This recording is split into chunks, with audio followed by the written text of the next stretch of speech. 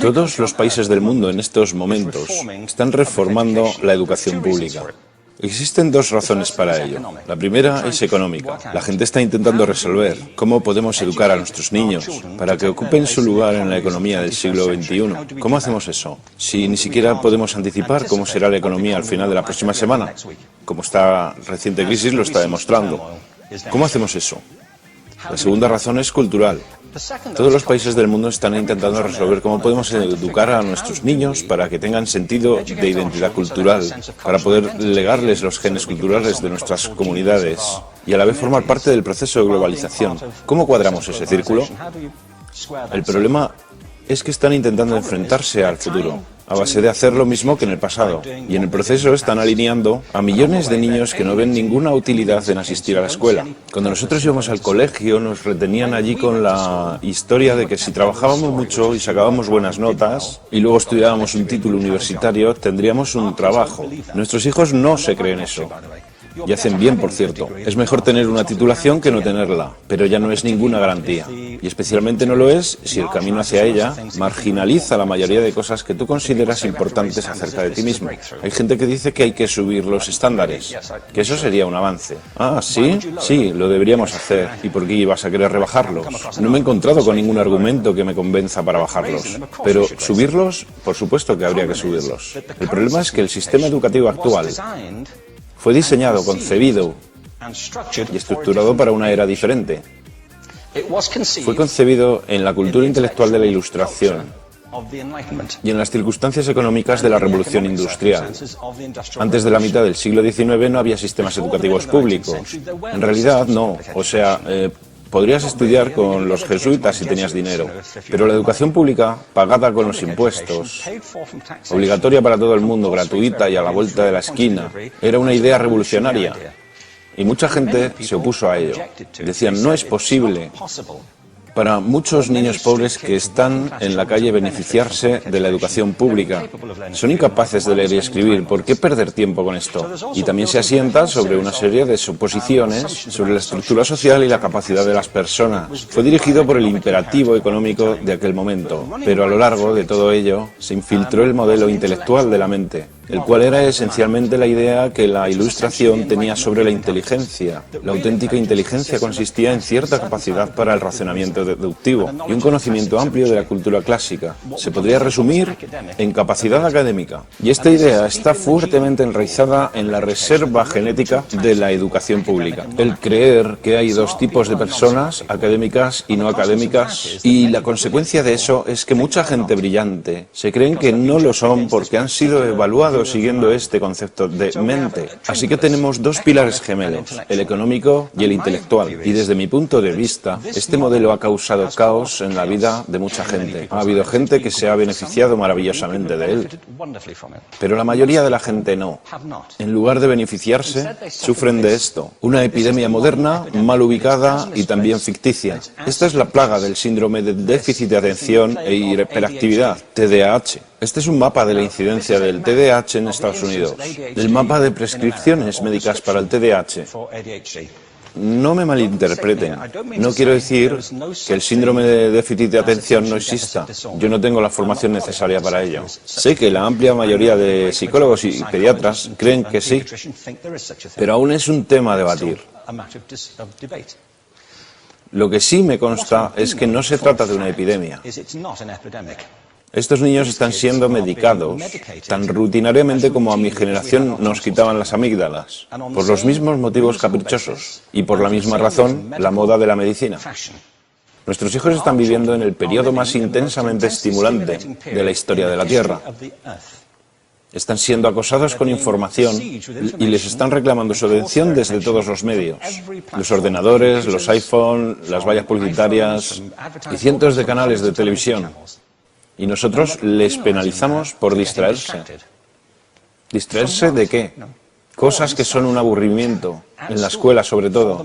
Me parece a mí que no es totalmente una incidencia el hecho de que la incidencia del TDAH haya crecido paralela al incremento de los test estandarizados.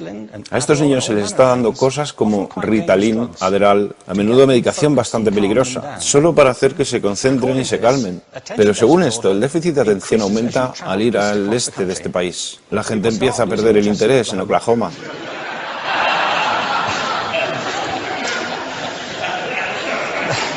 Ya casi no pueden pensar en Arkansas. Y para cuando llegan a Washington, lo han perdido completamente. Y hay distintas razones para ello. Es una epidemia ficticia. Si lo piensas, las artes, y no quiero decir que sea exclusivo de las artes, creo que también es cierto para las ciencias y para las matemáticas, pero permítanme hablar en particular de las artes, porque ellas son las víctimas de esta mentalidad en especial. Las artes tratan especialmente la idea de experiencia estética. Una experiencia estética es una en la que tus sentidos están funcionando a su máxima capacidad. Cuando te hallas presente en el momento actual, cuando vibras con la emoción de lo que estás experimentando, cuando estás plenamente vivo. Y la anestética es cuando cierras tus sentidos y te atontas ante lo que está sucediendo. Y muchos de estos medicamentos hacen eso. Estamos haciendo pasar a nuestros hijos por el sistema educativo a base de anestesiarlos. Y yo creo que deberíamos estar haciendo exactamente lo contrario. No deberíamos adormilarlos, sino despertarlos para que vean lo que sucede en su interior. Pero el modelo que tenemos es este. Yo creo que tenemos un sistema educativo modelado del interés de la industria a su imagen y semejanza. Les daré un par de ejemplos. Las escuelas aún están organizadas como si fueran fábricas. Tienen timbres que suenan, instalaciones separadas, están especializadas por asignaturas. Aún educamos a los niños por lotes. Les hacemos pasar por el sistema según su grupo de edad. ¿Por qué hacemos eso? ¿Por qué suponemos que lo más importante que los niños tienen en común es su edad? Parece como si lo más importante de ellos fuese su fecha de fabricación, ¿no? Bueno, yo conozco niños que son mucho mejores que otros niños de su edad en distintas disciplinas, o en diferentes momentos del día, o que son mejores en grupos pequeños, o en grupos grandes, o que simplemente trabajan mejor solos. Si te interesa el modelo de aprendizaje, no puedes empezar con esta mentalidad de cadena de montaje. Se trata esencialmente de una conformidad. Cuando ves el incremento de los exámenes estandarizados y de los currículos estandarizados, todo se basa en la estandarización. Yo creo que tenemos que ir justamente en la dirección opuesta. Esto es lo que quiero decir cuando hablo de cambiar el paradigma. Hay un estudio estupendo que se ha hecho recientemente acerca del pensamiento divergente. El pensamiento divergente no es lo mismo que la creatividad. Yo defino la creatividad como el proceso de tener ideas originales que tengan valor. Pensamiento divergente no es sinónimo de creatividad, pero es un componente esencial de la misma. Es la capacidad de ver montones de respuestas posibles a una cuestión. Montones de maneras diferentes de interpretar una cuestión. Pensar lateralmente, como lo llamó Edward de Bono. No pensar solamente de manera lineal o convergente. Ser capaz de ver múltiples respuestas y no solo una. Así que yo diseñé un test para esto y voy a inventarme un ejemplo. A la gente se le puede preguntar cuántos usos se le ocurren para un clip. A la mayoría se les ocurren unos 10 o 15. A la gente que se le da bien, se le pueden ocurrir 200. Y lo hacen porque preguntan, ¿el clip podría estar hecho de goma y medir 60 metros? ¿Tiene que ser un clip tal como lo conocemos? Bueno, pues diseñé el test y lo probé con 1.500 personas. En un libro titulado Más allá del punto de ruptura, y en el protocolo del test, si superabas una puntuación determinada, se te consideraba un genio del pensamiento divergente. Así que quiero preguntarles, ¿qué porcentaje de la gente que hizo el test puntuó como genio en pensamiento divergente? Y debo decir una cosa más acerca de ellos. Eran niños de jardín de infancia. Así que, ¿qué opináis? ¿Qué porcentaje de genios?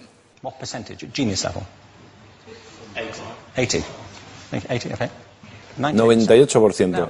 Bueno, la cuestión es que era un estudio longitudinal, así que los mismos niños volvieron a hacer el test 5 años después, en edades entre 8 y 10 años. ¿Qué pensáis? ¿50%? Volvieron a hacerles el test otra vez, 5 años más tarde, cuando tenían entre 13 y 15 años de edad. Y se observa una tendencia, ¿no? Bueno, esto nos indica algo interesante, porque se supone que tendría que ser al revés, ¿no? Empiezas no siendo muy bueno, pero mejoras a medida que te haces mayor. Pero esto demuestra dos cosas. Una es que todos nosotros tenemos esta capacidad. Y la otra es que esta capacidad se deteriora en general. Muchas cosas les han pasado a estos niños durante su crecimiento, pero yo estoy convencido que lo que más les ha influenciado es que a estas alturas ya han obtenido una educación académica. Se han pasado 10 años en la escuela, oyendo que solo hay una respuesta correcta. Esta es la parte de atrás del libro, pero no la mires. Y no copies, porque eso es engañar. Fuera de las escuelas, a eso se le llama colaboración. Esto no sucede porque los docentes así lo quieran. Es simplemente porque sucede así. Es porque se halla presente en la reserva genética de la educación. Tenemos que pensar de forma diferente acerca de la capacidad humana. Tenemos que superar esta vieja idea acerca de lo académico y lo no académico, lo abstracto, lo teórico, lo vocacional, y empezar a verlo como lo que es, un mito. En segundo lugar, tengo que reconocer que la mayor parte de las veces el buen aprendizaje se da en grupos y que la colaboración es lo que alimenta el crecimiento. Si atomizamos a las personas, las separamos y los juzgamos por separado, formamos una especie de desconexión entre ellos y su ambiente de aprendizaje natural. Y en tercer lugar, un asunto importante es la cultura de nuestras instituciones, los hábitos de estas instituciones y los hábitats que ocupan.